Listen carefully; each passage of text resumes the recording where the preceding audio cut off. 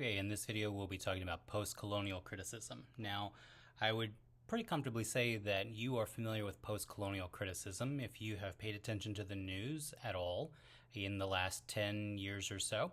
You will have inevitably heard people talk about different power structures in federal positions, in national, like nation against nation positions, in terms of class, in terms of the 1% and the rest of us.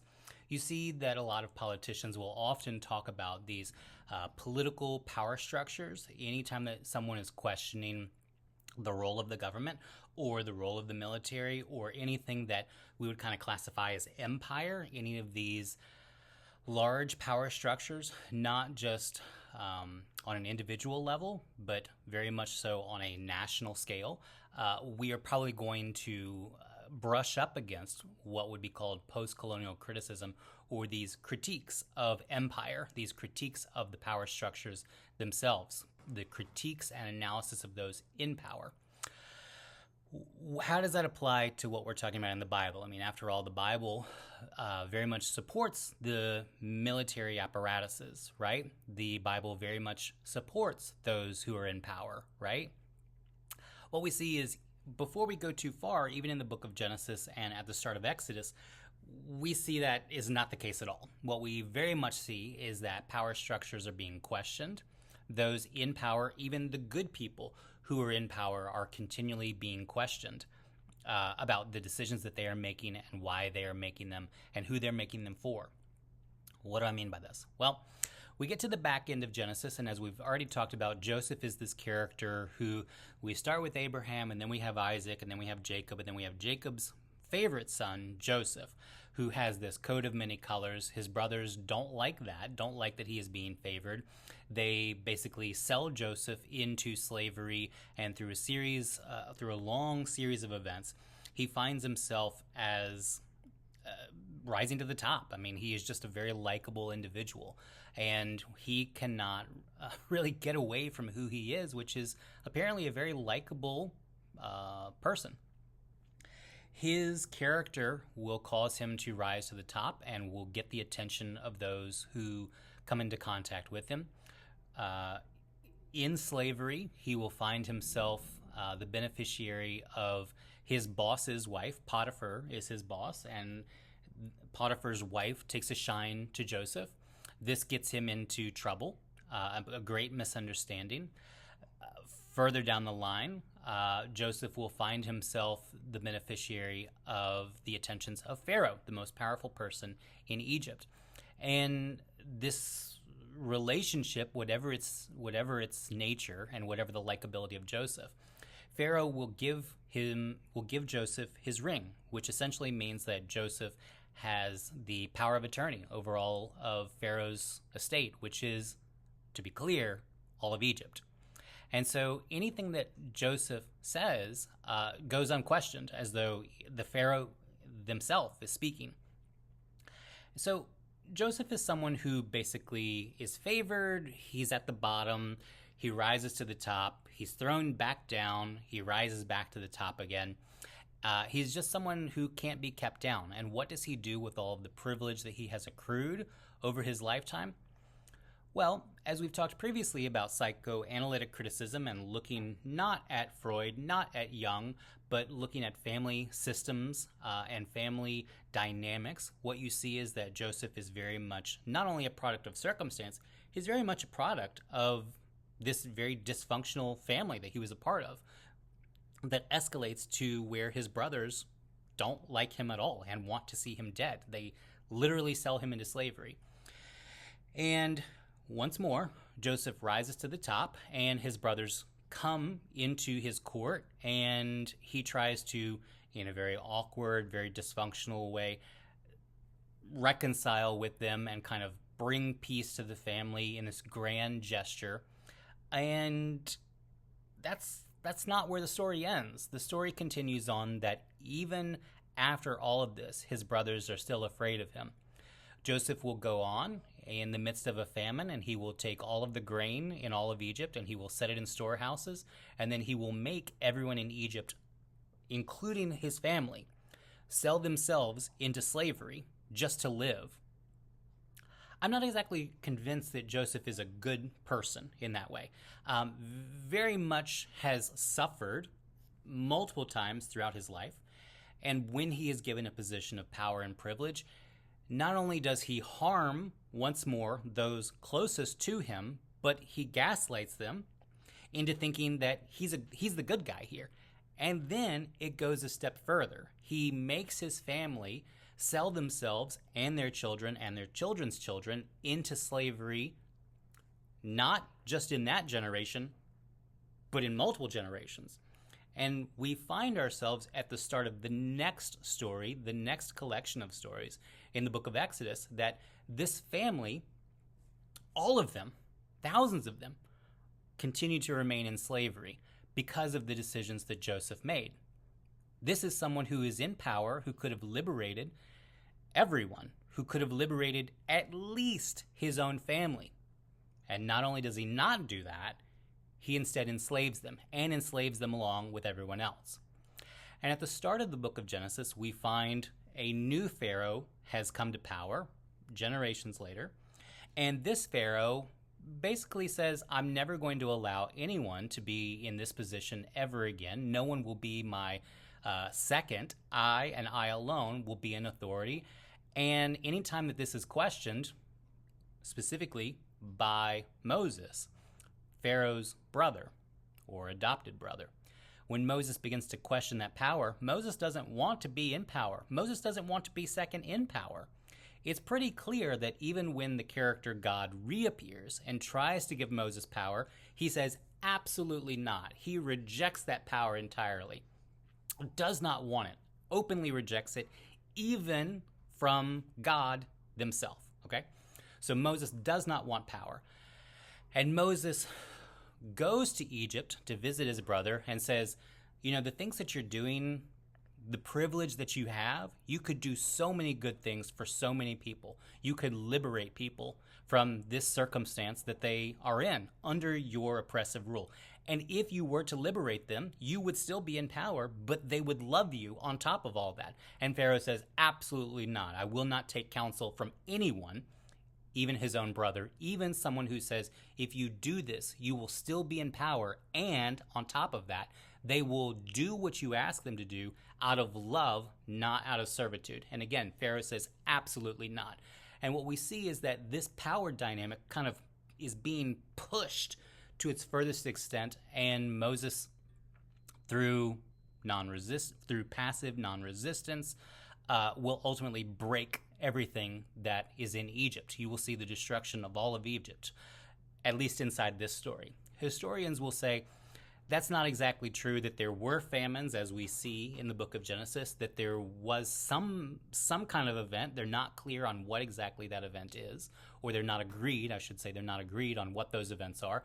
But there is something that happens where people leave Egypt, but then they come back, but then they leave again. And that's true of multiple civilizations. So the historicity of the book of Exodus is both true in the sense that we see power systems and struggles for power. We see people leaving and coming back and leaving again. So there's a lot of historicity that is still debated, and chronology that is debated about the book of Exodus. And I would say all of those are really interesting things in terms of archaeology. What's interesting to me is the narrative itself, the one that questions those who are in power. But in case we're missing it, we see this story replicated once more centuries later with the story or the book of Daniel, where we once more see someone who is placed at a disadvantage, who grows up in a disadvantaged way as a slave to the court, who will rise to the top just like Joseph did, and Joseph will become a counselor and advisor to a king by the name of Nebuchadnezzar, and his son after him. And there are all kinds of stories about the book of Daniel inside of the book of Daniel, and also in apocryphal legends of Daniel as a character. So he will reappear in the Apocrypha. And pretty much consistently what we see is that Daniel is always this person who is part of the system through circumstance, but is continually rejecting that power structure, is rejecting, again, what we would call empire, to the point where Daniel will not even eat the same foods as the culture around him. Now, again, my upbringing was that the way that Daniel was depicted is that, like in youth groups and in services for young people, this was framed as, you have to reject everything about being in this country. You have to reject even the food. You can't go to movies. You can't go to parties. You can't eat junk food. You can't be like everyone else because you have to be better than them. And I think that's a pretty compelling narrative for young people. I mean, you want to feel like you are special and unique. However, at no point was the story of Daniel questioned in terms of the role of empire, that Daniel was not rejecting the culture around him because it was evil. He was rejecting it because he found it to be oppressive. He was someone who at no point was liberated from slavery. He was born into slavery. He would die a slave. It just so happened that he would try and play the system in his favor. But even in those circumstances of trying to play the system in his favor, like Joseph would have done, he still tries to find ways to set other people free. He tries to give advice to the king, in this case no longer the Pharaoh, as in the book of Genesis, but will instead, under the Babylonian Empire, we now have a king, and he will say, there are great things that you could do to make these people serve you while also loving you. And we kind of see that. And we see Daniel in these apocryphal legends approaching people on a one-on-one basis. And we kind of see this theme coming out of him as a character, that he will question those who are in power. He will be in one legend, he will be an attorney. He will help give legal advice to someone to get out of an oppressive misunderstanding. And again, if you miss this story as well, if you've missed the story of Joseph and you've missed the story of Daniel, of these people who are saying, there are a lot of ways that we could run a government. We don't have to oppress and we don't have to enslave. We see this happening yet again in the life of Jesus. What we see at the very start of the Gospels is that Jesus's cousin John has separated himself from society. He's not separating himself from the Jewish people. After all, his father, if you are reading the Gospels, his father is a member of the religious ruling class, and John rejects this. He should, by all rights, be the next generation of a religious leader, and we find John at the Jordan River because he has entirely rejected this way of life. He's rejected the system because, and then he will explain this, because of the ways in which religion has now become an oppressive, or what we would call a colonial force, that it will continually adopt the culture around it and will then weaponize that for religious purposes. And John says, boy howdy, have y'all missed the ticket on this one, and he will reject that entirely and will go out to the Jordan River. And then Jesus will go to John, will be baptized by John, and John says, gosh, I don't even know why you're coming to me to be baptized. I really should be baptized by you. And Jesus says, no, this is the way that we should do it, which essentially means that Jesus is saying, you're on to something important here. And then Jesus, when John is imprisoned for going after political leaders, Jesus will kind of pick up that mantle and will continue the ministry of John by going after the political and religious leaders of his time.